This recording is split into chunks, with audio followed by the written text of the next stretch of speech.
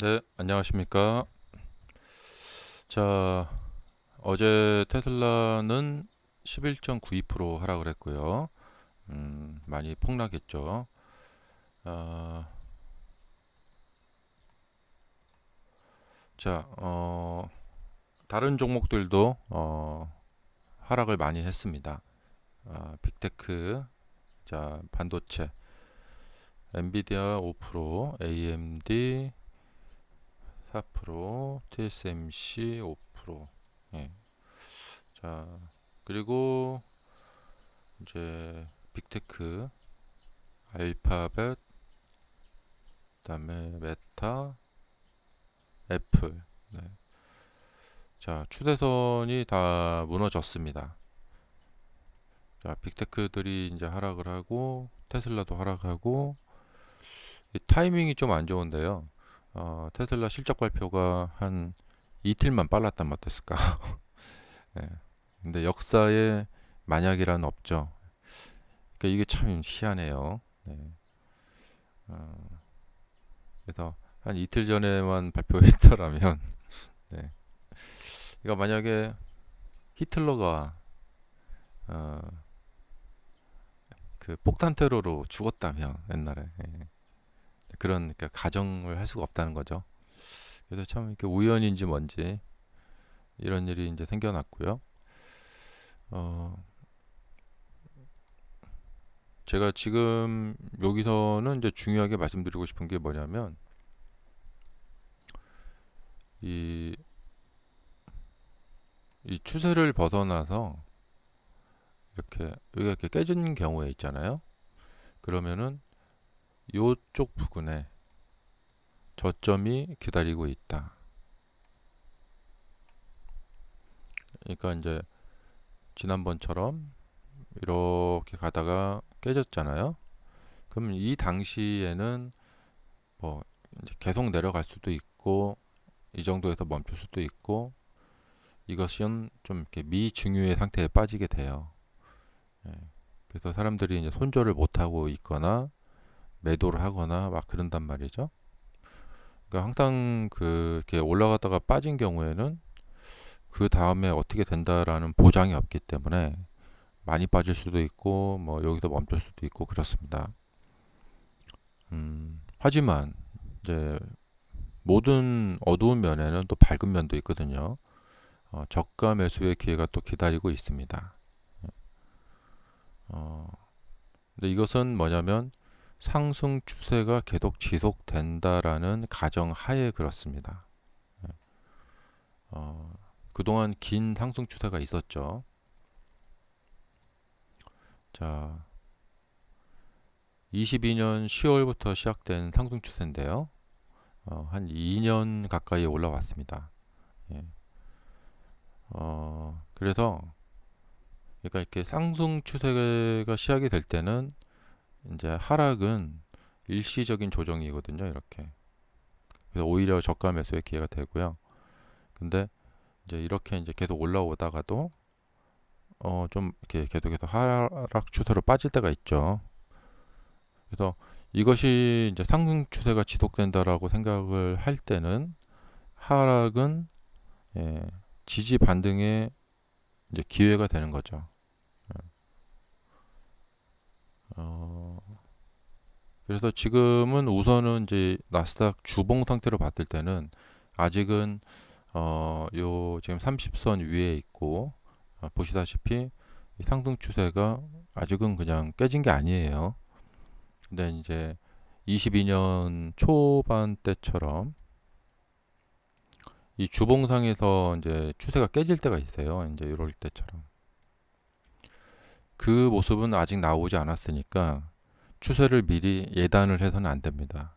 음, 물론 이제 상당히 길게 올라와서 이 지금 불안불안합니다. 언제 폭탄이 터질지 모르는 거거든요.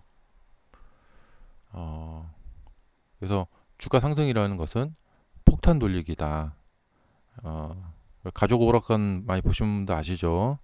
예, 이렇게 예전에 예능 프로그램인데 이 여기 물이 들어있는 풍선이 있고 위에 이제 시간이 째깍째깍 흘러가고 있는데 출연자들은 못 보고 있죠. 그래서 머리 위로 이렇게 딱 손으로 이렇게 들고, 예, 뭐 이렇게 퀴즈 문제 뭐 맞히다가 어느 순간 갑자기 터져버리죠. 그거하고 똑같은 거거든요. 음, 근데 이제 사람들이 불안감을 느끼는 것은 요 많이 올라온 사실을 알고 있기 때문에 그렇습니다. 그래서 이때처럼 또 이렇게 되지 않을까. 그래서 여기가 최고점이 되지 않을까 이제 불안한 거죠. 어, 그래서 지금 이 이제 이평선 배열로 봤을 때 내려와도 이상할 것이 없습니다. 이게 이제 워낙에 상승이 과도해요. 근데 지금 보시다시피 이제 과거에 보시다시피 이제 이 50선이 초록색 선이 이제 중심선인데 하락을 할 때 이 초록색 선을 깨고 내려옵니다. 근데 아직은 이게 멀잖아요. 결국에 이런 경우에는 여기서 좀 이렇게 왔다 갔다 횡보를 하다가 시간을 끌면서 이 초록색 선이 이렇게 다가옵니다. 그래서 조금 더 하락을 하거나 그래서 이렇게 해서 초록색 선을 만납니다.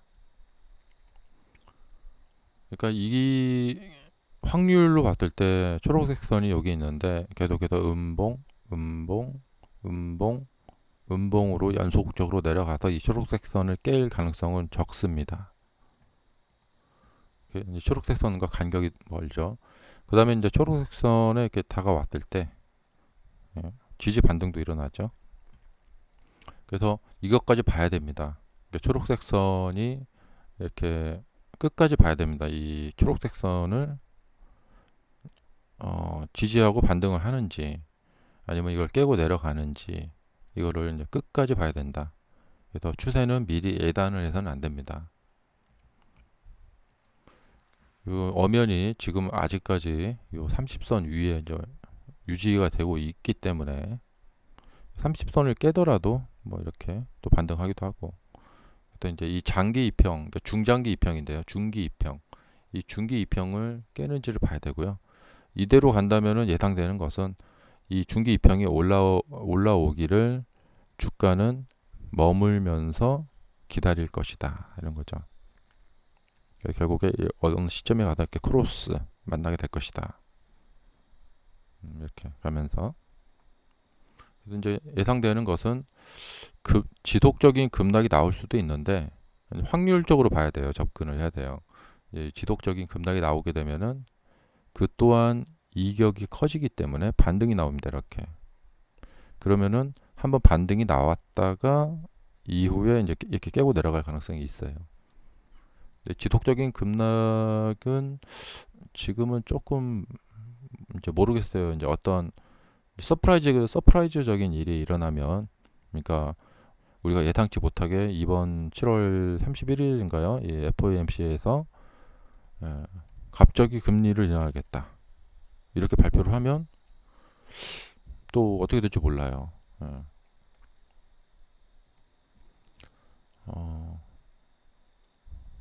그래서 이제 확률적으로 봤을 때는 여기도 지속적인 급락보다는 여기도 이제 이 선과 만나려고 주가가 쭉 내려오는 것보다는 이쪽에도 조금 이렇게 약간 내리는 듯 하다가 좀 반등 좀 하다가 뭐 이렇게 좀 시간을 끌면서 이 선이 올라오기를 기다릴 것이다 라는 생각이 듭니다.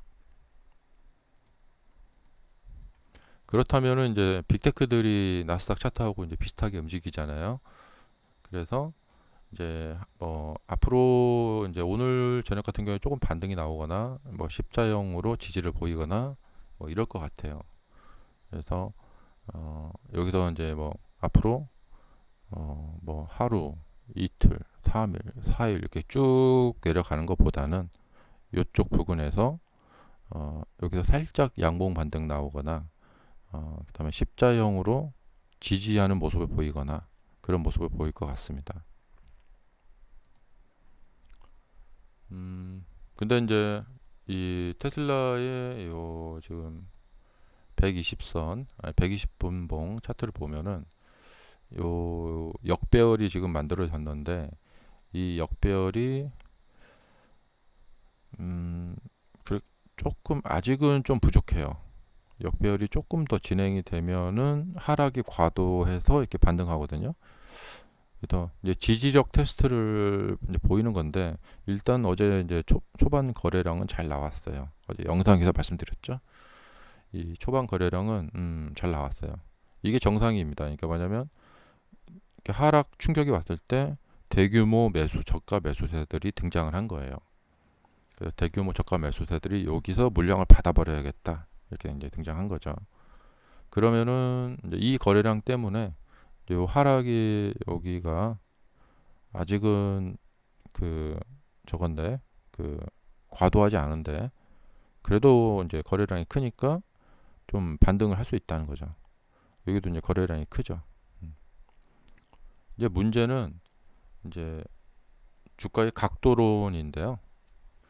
하락이 강한데 반등이 약하면 다시 하락한다. 그러니까 하락에 대해서 반등이 약하면 다시 하락한다. 상승할 때는 반대입니다. 어, 상승 후 반락이 약하면 상승한다. 근데 요 지금 모습이 안 좋은 게 뭐냐면요. 상승 후에 하락은 약했어요. 그럼 이 주가는 이렇게 올라갈 운명을 타고난 것입니다. 예. 올라갈 자리에서 못 올라가게 되면은 굉장한 저항 커트를 받게 되고요. 그러면은 그거에 역작용이 발생이 됩니다. 이렇게. 이것은 올라갈 자리가 자리였어요. 여기도 그래요.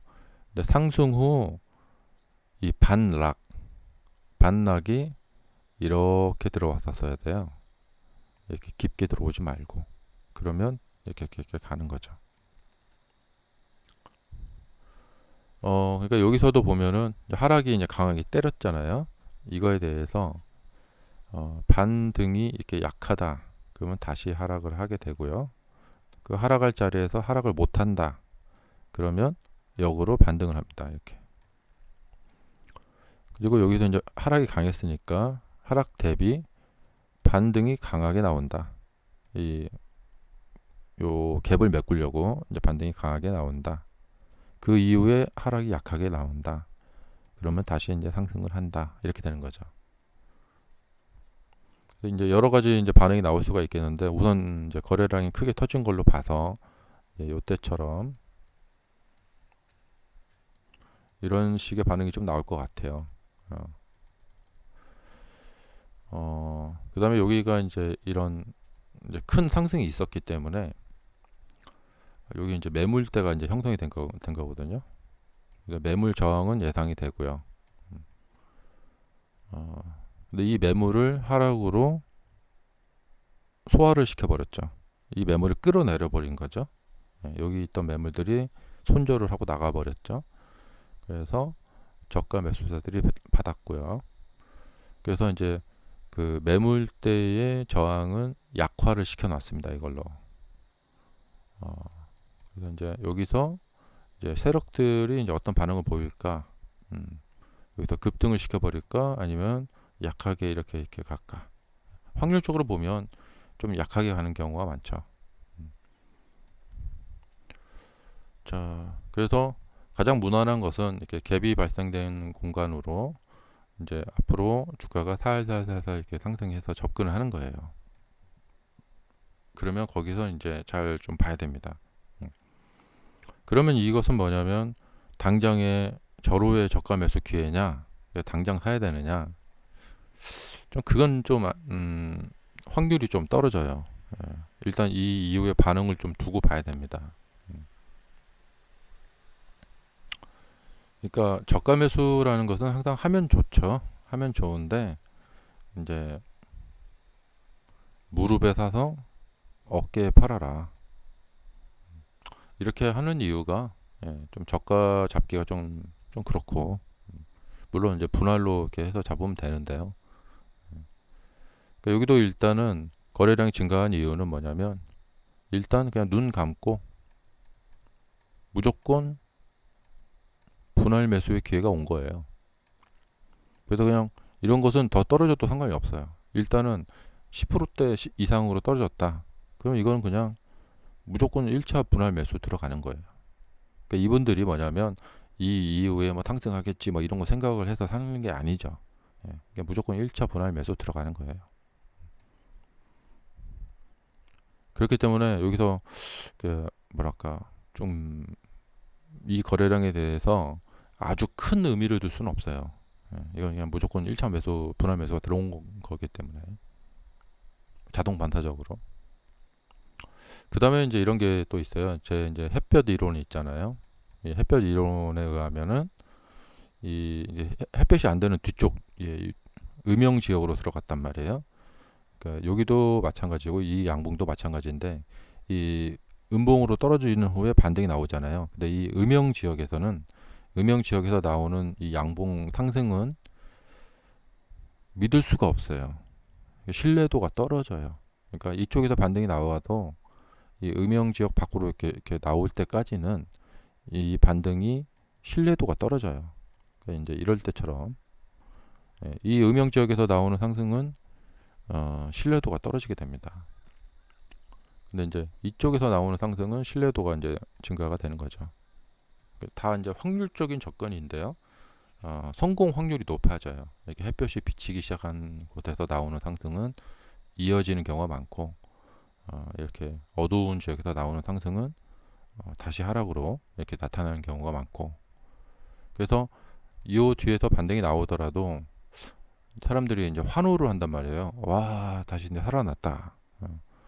근데 그것은 다시 그러니까 신뢰를 할 수가 없어요. 신뢰를 할 수 없다는 게 보다도 신뢰도가 좀 떨어져요. 그러면 그 확률을 기반으로 매매 전략을 세워야 돼요. 그러니까 매매를 하면 된다 안 된다가 아닙니다. 음. 자 그렇게 해서 좀 그런 것이 이제 우려되는 바죠. 이제 반등이 나오더라도 이 반등을 믿을 수 없다. 음. 그래서 이쪽 이제 햇볕이 좀 비치는 지역까지 나올 때까지 좀 그렇다는 거죠. 음. 자 지금 만약 이제 심려가 크실 텐데 주가라는 것은 항시 누구에게는 기회고 누구에게는 참 안 좋은 일이고 그래요. 예. 그래서 이쪽에서 이제 저가를 잘 잡으려고 좀 포착을 하려고 노력을 또 해야 되는 그런. 그러니까 이게 떨어진다고 이제 또 나쁜 것만 아니고 올라간다고 좋은 것만 아니고 왜냐면 올라가면은 고점이 생기잖아요. 음, 떨어지면 저점이 생기고